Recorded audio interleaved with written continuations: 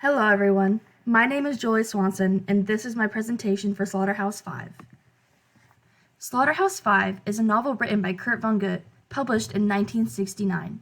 It is about a man named Billy who struggles with war trauma. All throughout the story you see Billy remembering his traumatic events that take place throughout his life, and you can see that he hasn't fully processed those events. Instead of moving on and processing his trauma, he decides to follow an interesting coping mechanism he learned to deal with the constant death and grief around him. He would say the quote, "So it goes," whenever there was a traumatic event.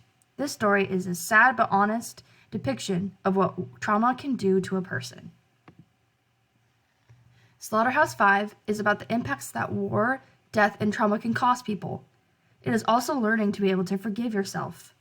During the course of the story, Billy remembers certain traumatic events that have happened during his life. One specific memory Billy had was when the hobo died.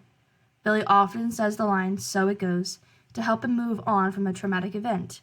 Billy, and many others during this time, had to sadly get used to death very fast because there was constant death surrounding him. The war traumatized Billy, causing him to become unstuck in time, constantly reliving his traumatic experiences.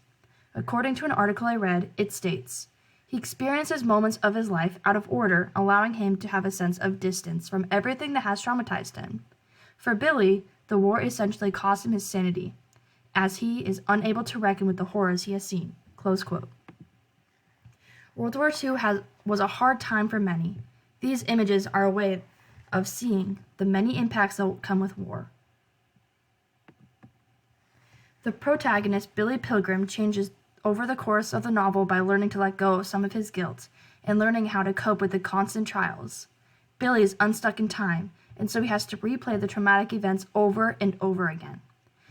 Billy slowly changes, letting go of some of his guilt. The events with the Tralfamadore help Billy process his trauma. The Tralfamadorians have the idea that you should accept death. This acts as a coping mechanism for Billy throughout his life. According to an article I read, it states, Billy lives a life full of indignity, and so perhaps he has no great fear of death. He is oddly suited, therefore, to the Tralfamadorian philosophy of accepting death.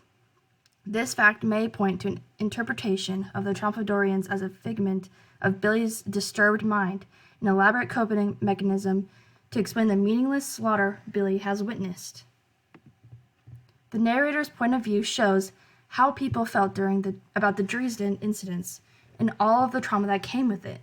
Billy had a few memories about some men who were traumatized and or killed while in Dresden.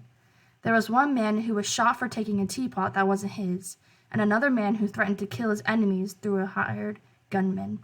Many people are affected during wars, and Slaughterhouse-Five is a good example of seeing how much wars affect people.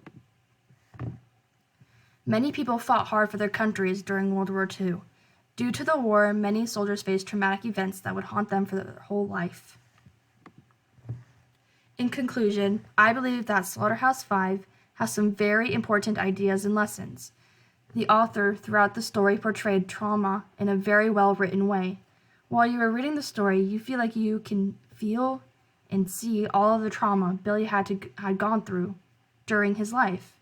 This story made me feel a lot of different emotions while reading it, so I hope more people will read it in the future.